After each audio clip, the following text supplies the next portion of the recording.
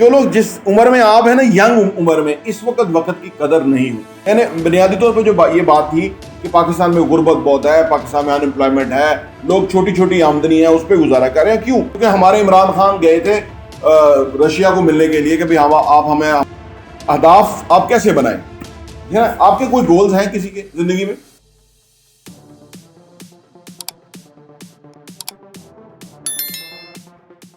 बिस्मिल्लाहिर्रहमानिर्रहीम, अस्सलाम वालेकुम रहमतुल्लाहि व बरकातुहू। मेरा नाम अहमद अकील है, आप देख रहे हैं प्रॉपर्टी एंड टीवी।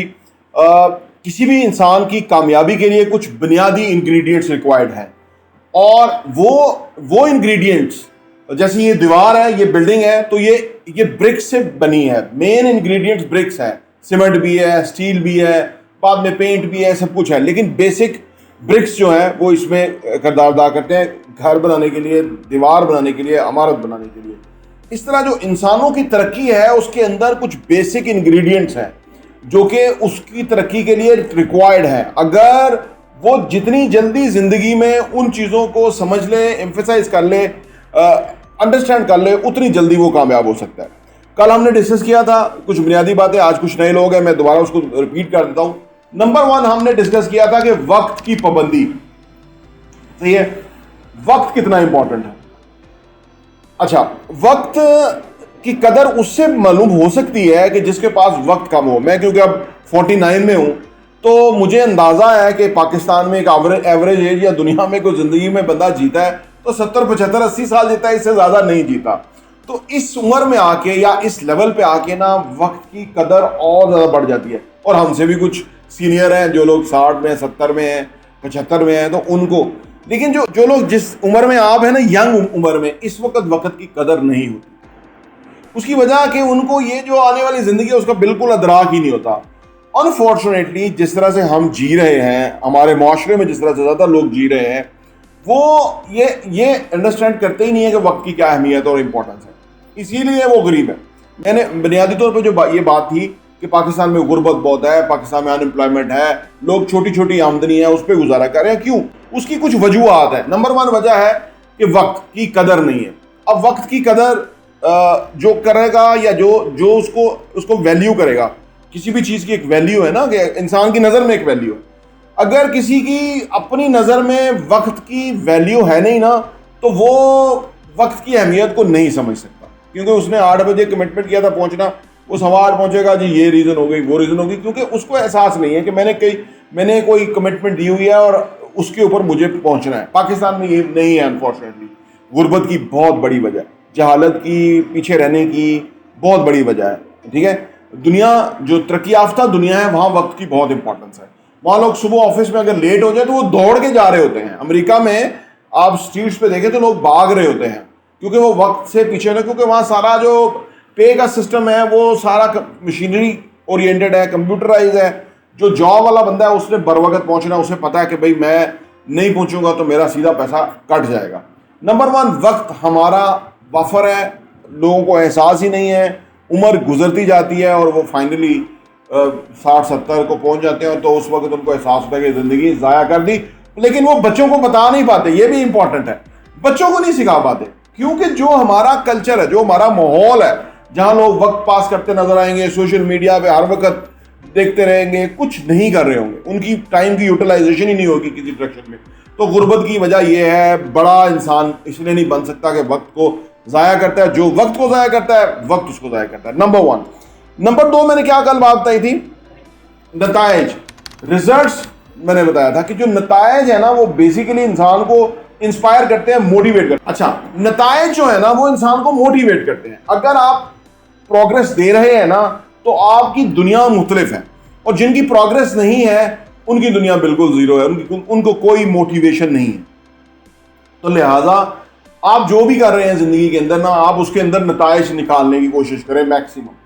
ठीक है ना, क्योंकि वो जेम्स रॉन कहते हैं कि result is the name of the game.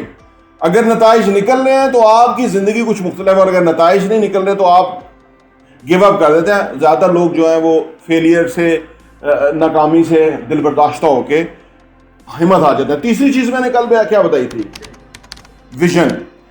देखिए, जो तरक्की याफ्ता लोग कौमें होती हैं या लोग होते हैं, उन कौमों के विजन होते हैं। अमेरिका 500 साल से आज जहां खड़ा हुआ है वो उसने उस वक्त विजन किया था। जो उनके फाउंडिंग फादर्स थे उन्होंने अमेरिका को इस लेवल पे दुनिया के ऊपर हुक्मरानी करने के लिए तैयार किया था। वहां ये नहीं कि सिर्फ कुछ चंद हुक्मरान थे कि जना पूरा अमेरिकन, हर अमेरिकी शहरी जो है वो अपने मुल्क को आगे लेके जाने के लिए, तरक्की करने के लिए, इन्वेंशंस करने के लिए, स्टार्टअप शुरू करने के लिए वो कोशिश कर रहा था और कर रहा है। आज भी अमेरिका में सबसे ज्यादा जो अमेरिका की यूथ है, अगर आप हमारी यूथ को देखें और अमेरिका की यूथ को देखें, मैं तो इंटरनेट पे अगर आप उनकी वीडियोस देखें तो वो स्टार्टअप शुरू कर रहे हैं, $1 मिलियन के बिजनेस हैं, ई कॉमर्स कर रहे हैं, नए नए स्टार्टअप्स हैं, टेक्नोलॉजी बिजनेस हैं। हर काम जो दुनिया का हो रहा है वो अमेरिका से हो रहा है।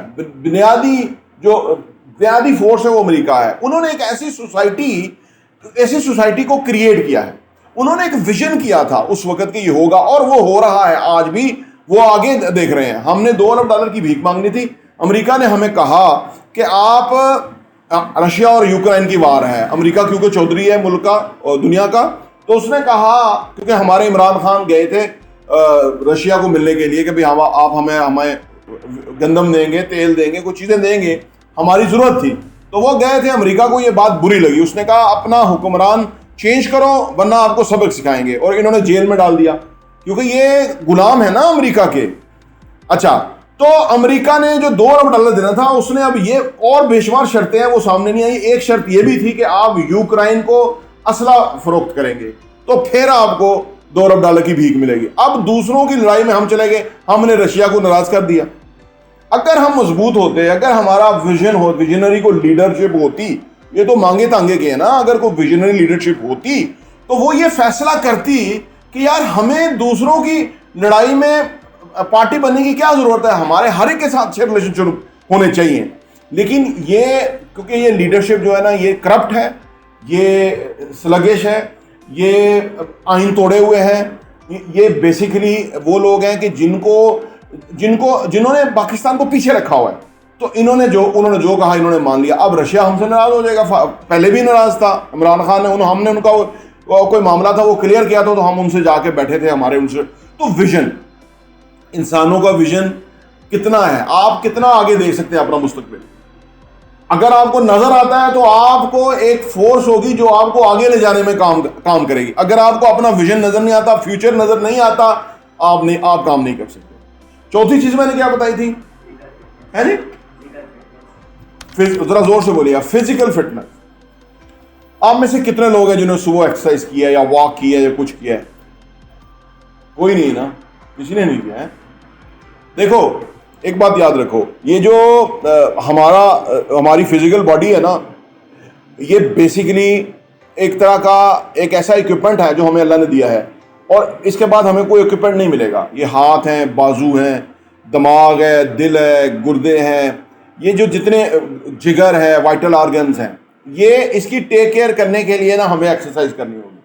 अगर हम नहीं करेंगे तो जितना चल रहे हैं ये चल जाएंगे, एक वक्त आएगा तो ये चलना बंद हो जाएंगे। जैसे आपने देखा कि लोगों के गुर्दे फेल हो गए, हार्ट अटैक हो रहा है, लोगों को शुगर से मार रहे हैं लोग, हैं जी, ब्लड प्रेशर से मार रहे हैं। ये क्यों है? क्योंकि लाइफस्टाइल का प्रॉब्लम है। फिजिकली लोग जो है वो तवज्जो नहीं करते। जो फिजिकल तवज्जो करेगा, देखो जिंदगी जो है ना वन टाइम है, एक ही दफा है। अगर हम उसको अपने आप को फिट रखें, अपने आप को एक्टिव रखें, एक्सरसाइज करें, ठीक है, तो फिर ये मशीनरी है जिससे हम ये पैसा कमा सकती है। ये ज़हन जरखेज होगा, एक्टिव होगा, ठीक है। जब ज़हन जरखेज, एक्टिव, फाल होगा ना तो उससे हमें अच्छी सोचें, अच्छे ख्याल आएंगे, हम जिंदगी में आगे बढ़ेंगे। तो फिजिकल फिटनेस बेहद ज़रूरी है अगर आप बड़ा इंसान बनना चाहते हैं, आगे बढ़ना चाहते हैं। नंबर 5 क्या था? Positive thinking. देखिए हमारा ना जो 2 तरह की थिंकिंग है जो बैड है। एक तो नेगेटिव थिंकिंग है हमारी, और वो हमारे एनवायरनमेंट से हमें आती है। जो भी हम, वैसे तो आप में से कौन है जो किताब पढ़ते हैं, अपने सब्जेक्ट के अलावा किताब पढ़ते हैं? आप पढ़ते हैं क्या? कौन सी? शाबाश। जो लोग अपने सब्जेक्ट के अलावा भी किताबें पढ़ते हैं ना, तो उनकी जो सोच है वो बड़ी ट्रांसफॉर्म होती है ना। क्योंकि हमारे ना ज़हन में, मैंने बताया था कल भी, कि 60,000 ख्यालात आते हैं। ये एक फैक्ट्री है जो कि कुछ भी प्रोड्यूस कर रही है। फर्स्ट को ये ऐनक बनाने वाली फैक्ट्री है, ठीक है, ये 60,000 ऐनक बना रही है। अब इसकी क्वालिटी चेक करनी पड़ेगी ना कि यार कैसी फैक्ट्री जो बना रही है वो कैसी बना रही है, ग्लास ठीक है, इसका फ्रेम ठीक है, इसकी पॉलिश ठीक है ना। तो ये उसके बाद हमें पता लगेगा कि यार ये फैक्ट्री है वो अच्छा प्रोड्यूस कर रही है। जो अगर वो डैमेज चीज़ें बना रही है तो वो क्या होगा, वो मार्केट में बिकेंगी नहीं, ठीक है ना। ये फैक्ट्री हमें समझ आती है, ये टेंजेबल फैक्ट्री है, कुछ भी बनाती है, मोबाइल बनाती है, ये पेन बनाने वाली फैक्ट्री हो सकती है, ये तस्वीर बनाने वाली फैक्ट्री हो सकती है, ये हमें समझ आती है ना, ये चीज़ें ये प्रोड्यूस होती हैं। और अगर अच्छी बनेगी तो बिकेंगी, बुरी बनेगी तो नुकसान है। ये नहीं कि नहीं फायदा, नुकसान है, क्योंकि उसका रॉ मटेरियल है, उस पर एनर्जी मेहनत लगेगी, उस पर कुछ लोग एम्प्लॉय होंगे, कारीगर होंगे जो माहिर जो है बनाएंगे, तो ये सब ज़ाया होगा, नुकसान होगा, फैक्ट्री बंद हो जाएगी। इसी तरह जो हमारा जहन है, ये 60,000 ख्याल रोज़ आते हैं, इसको 50 से 60,000 ख्याल आते हैं। अब अगर हम देखें कि ये जो फैक्ट्री है, जो ख्याल आ रहे हैं वो क्या आ रहे हैं, वैसे उसका एक तरीका है कि अगर आपने अपने ख्यालात को चेक करना है तो आप जो भी ख्याल है उसको लिख लें, जो भी आए ख्याल, उल्टा सीधे ख्याल को आते रहते हैं ना, हर वक्त आते रहते हैं। जब आप ख्याल को चेक करेंगे ना तो फिर आपका उस पर कंट्रोल आना शुरू हो जाएगा कि यार ये सही ख्याल होना चाहिए।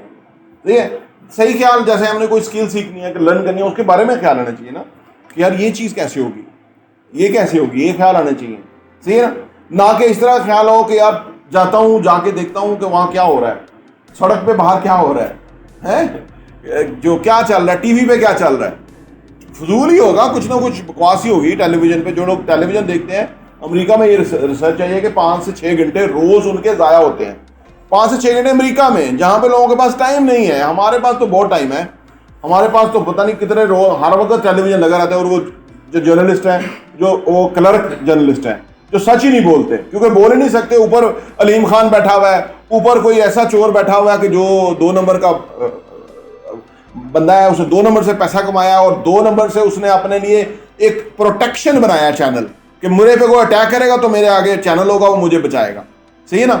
वो लोग देख रहे हैं, सोचो, लोग उनको देख रहे हैं, वो बकवास, हर वक्त की बकवास कि जी चीफ जस्टिस ने ये कह दिया फलाना। ना चीफ जस्टिस काम कर रहा है, ना चीफ ऑफ आर्मी स्टाफ काम कर रहा है, ना कोई वज़ीर आज़म काम कर रहा है। अगर काम कर रहे होते तो 75 साल में हम यहाँ होते, और ना ही कौम काम कर रही है, अनफॉर्चुनेट, ना ही कौम काम कर रही है, वरना उनसे पूछते ना, क्योंकि रियासत के हमारे ऊपर, हम रियासत से पूछ सकते हैं, किसी भी रियासत के फ्राइज हैं वो आम शहरी पूछ सकता है, हम मालिक हैं इस रियासत के, हम पूछ सकते हैं भाई तू हुक्मरानी कर रहा है, तेरी ये जिम्मेदारी तो तूने पूरी की कि नहीं की। अगर कोई SHO बैठा हुआ है, अगर कोई फौजी जर्नैल है, अगर कोई भी है, तो उसके फ्राइज हैं, उसको हम पूछ सकते हैं कि भाई आप अपने ओहदे को क्यों वायलेट कर रहे हो, क्यों आप जो है ना तजावज कर रहे हो।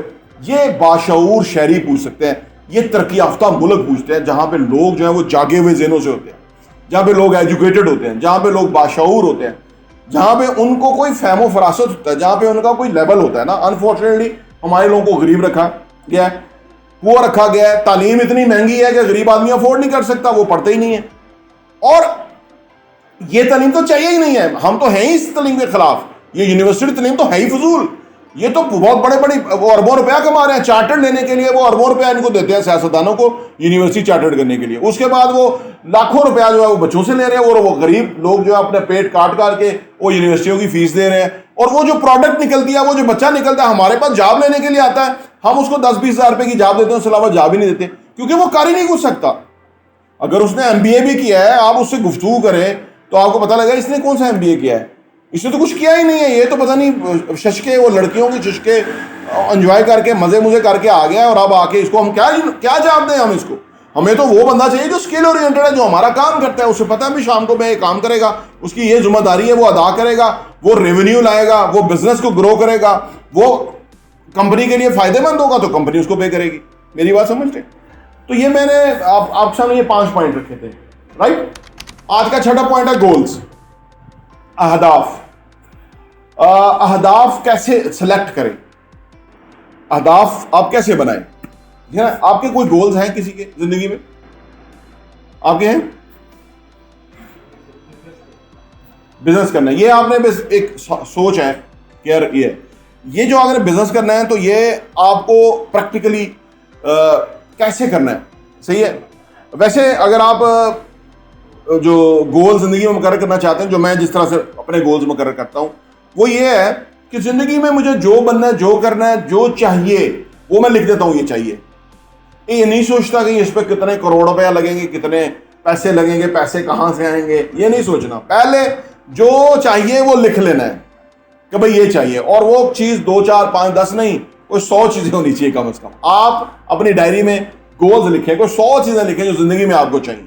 जुर्रत करें, हिम्मत करें, कुछ नहीं होता, सही है ना। आप लिख रहे हैं, कुछ टेलीविजन पे ब्राराज तो नहीं आ रहा, ठीक है ना, कि लोग देख रहे हैं। वैसे तो लोग देख रहे हैं, तो हु केयर्स। लोग गोल मकरर नहीं करते ना। अगर लोग देखते हैं तो देखते रहें, लोग जाएं भाड़ में।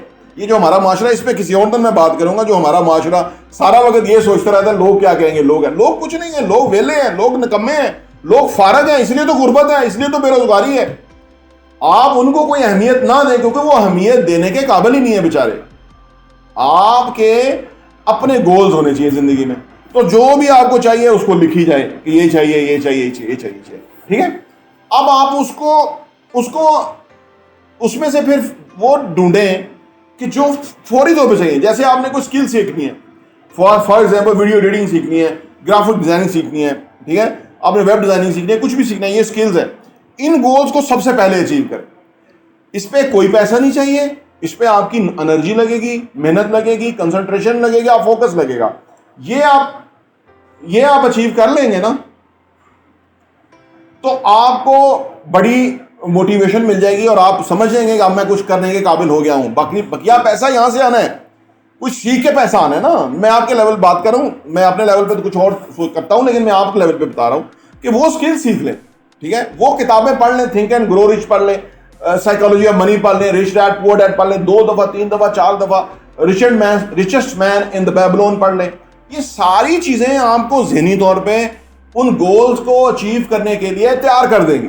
ये वो बेसिक इंग्रेडिएंट्स हैं। जैसे मैंने बताया ना कि जो बिल्डिंग बनती है उसमें बेसिक इंग्रेडिएंट्स क्या है, ब्रिक्स हैं। इंसान बनता है, वो बेसिक इंग्रेडिएंट्स मैं आपसे डिस्कस कर रहा हूं। गोल्स कैसे अचीव होने हैं उसका बेसिक इंग्रेडिएंट्स ये। तो आप ये किताबें पढ़ लें, आप अपने आप को स्किल्स से वो कर लें। उसके बाद आप काम के ऊपर एम्फेसाइज करें। आपका काम किसी भी बंदे से के काम से एक्स्ट्राऑर्डिनरी होना चाहिए। ये आपका गोल होना चाहिए जिंदगी में। यानी जो आप काम करेंगे वो सबसे बेहतरीन होगा। वो 6 महीने में नहीं होगा, साल में नहीं होगा, उस टाइम ज्यादा टाइम लग जाए, लेकिन आपको एक्सीलेंस की तरफ जाना है। क्योंकि कायदे आज़म मोहम्मद अली जिन्ना ने फरमाया था कि ऊपर हमेशा गुंजाइश है, टॉप पे कोई कंपटीशन नहीं है।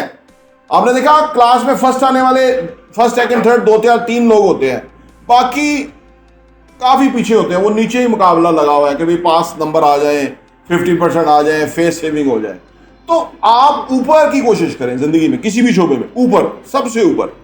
उससे आपको मजा आएगा, उससे आप प्रेस्टिजियस हो जाएंगे, उससे आपकी जो आपका एक सोचने का अंदाज है ना, वो हो जाएगा। जो सोचने का अंदाज, जिधर ही हम अपने आप को ना, एक चीज मैं किसी और दिन में आपको बताऊंगा, जो सेल्फ स्टीम होती है, जो लो सेल्फ स्टीम की वजह से पाकिस्तान में गुर्बत है, लोग पीछे हैं, वो लो सेल्फ स्टीम है। इसमें अनदर डे आज गोल्स की बात कर लेते हैं। तो ये गोल्स आपने लिखने हैं सारे, और गोल्स लिखने के बाद जब आप उनको एक एक करके अचीव करेंगे, ठीक है ना।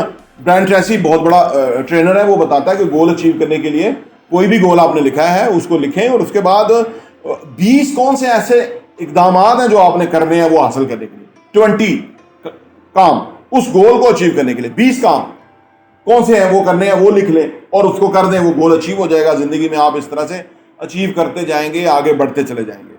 सही है। देखिए, अनफॉर्चुनेटली पाकिस्तान जैसे मुल्क के अंदर ना लोग सिर्फ सर्वाइवल सोचते हैं। वो कहते हैं यार एक नौकरी मिल जाए, 1,50,000 1.5 लाख तनख्वाह हो जाए, ठीक है ना, वो यही सोचते हैं। बमुश्किल जिंदगी में वो यही पहुंचते हैं, ठीक है। आप ये ना सोचें, आप बहुत बड़ा सोचें, इतना बड़ा सोचें कि सुंदर पिचाई की तरह सोचें। 3.5 करोड़ रुपया रोज की वो तनख्वाह लेता है सुंदर पिचाई। कहाँ का है ये बंदा?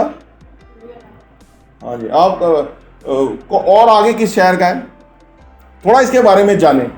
कल मैंने इलान मस्क का कहा था, मैंने आपसे पूछना था आज इलान मस्क कौन है, किधर है, क्या करता है, वो मैं आपसे बाद में पूछूंगा, वीडियो लंबी ना हो जाए, लोग भी देख रहे हैं हमारे साथ। एक बात याद, ये सुंदर पिचाई के बारे में आपने कल सारा पढ़ के आना है कि भाई ये क्यों इतनी तनख्वाह लेता है, ये क्या करता है, क्या इसकी एक्सपर्टीज है। ये भी हिंदुस्तान के एक छोटे से इलाके में, एक छोटे से घर में रहने वाला बच्चा था, लेकिन उसको अल्लाह ने कोई सलाहियत दी कि वो इतना सोचता गया, स्किल सीखता गया, बड़ा आगे होता गया और आज ज़िंदगी में वो कहाँ से कहाँ पहुँच गया। पूरे पूरे हिंदुस्तान को उसने इंस्पायर किया है। आज नासा में, माइक्रोसॉफ्ट में, फेसबुक में, यूट्यूब में, ये हम क्योंकि उनसे इंटरेक्ट करते हैं, सारी जगह इंडियन बैठे हुए, ठीक है। वो हमसे आगे हैं। वो अलग बात है कि वो बेंगलोर में उन्होंने 1973 में साइबर सिटी बना दिया था और हमारे यहाँ जो खोते हुक्मरान थे ये कुछ नहीं कर सके, वो लोगों ने किया और आज वो कहीं से कहीं पहुंच गए और हमारे गधे हुक्मरान हमें पीछे धकेलते रहे, अनपढ़ जाहिल रखते रहे और अपना लूट मार करते रहे। ये जो खानदान है और ये जो इस्टेब्लिशमेंट है, ये बदकिस्मती है हमारी। लेकिन आज थ्रू दिस टेक्नोलॉजी, इंटरनेट, हम दुनिया का हर नॉलेज हासिल कर सकते हैं, अपने आप को बेहतर कर सकते हैं। हुकूमतें सपोर्ट करें या ना करें इससे फ़र्क नहीं पड़ता। वो पुराना उस वक्त उन्होंने नहीं किया तो हमें लॉस हुआ, आज हम पीछे हैं। वो चांद पे चले गए और हम कहाँ गुमनामी में हैं, ठीक है। ये हमारे लिए बहुत बड़ा चैलेंज है। हमने पाकिस्तान को इस घाटी से, इस गहराई से निकाल के पाकिस्तान का बहुत बड़ा फ्यूचर है। नबी पाक सल्लल्लाहु अलैहि वसल्लम का ये तोहफा है, अल्लाह ताला का खास इनाम है पाकिस्तान। मेरी बात समझ गए। और अगर मैं और आप सारे अगर इसके लिए कोशिश ना करें तो ये कुफरान नेमत होगा। यानी ये आप समझ लीजिए कि बड़ा अफसोस का मकाम होगा, क्योंकि हमारे फाउंडिंग फादर्स ने, कायद आज़म ने, उनके साथ जो लोग थे और उसके बाद जो हिजरत में लोग शहीद हुए तो उन्होंने बड़ी कुर्बानी दी थी। आप अभी कोई कहे ना ये घर बार छोड़ के आपने अभी निकलना है, वो लोग इस तरह निकले थे, किसी मकसद के तहत निकले थे ना, वरना वो उधर ही बैठे रहते। उन्हें क्या था, क्या कहा पाकिस्तान, उन्हें पता होता कि ये पाकिस्तान का मुस्तकबिल होगा, वो कभी ना आते। वो जो हीरो थे वो जीरो हो गए। वो जो वहां पे करोड़ोंपति थे, उनकी जायदादें थी, हम वो जीरो हो गए। ये सिर्फ कायद आज़म के हुक्म पे। और ये हमने मुसलमानों के लिए एक अलग मुल्क था, बड़ा ख्वाब था ये मुल्क, लेकिन इन चोरों ने, इन करप्ट अनासर ने इस मुल्क को कंप्रोमाइज कर दिया। पाकिस्तान का जो ख्वाब था उसी को चकनाचूर कर दिया इन्होंने। वो इसलिए इन्होंने किया कि इनकी नस्लों में हराम रचा बसा है। लेकिन मैंने और आपने इंशाल्लाह ताला हलाल से कमाना है, अपना मकाम बनाना है, अपने आप को आगे लेके जाना है, ठीक है।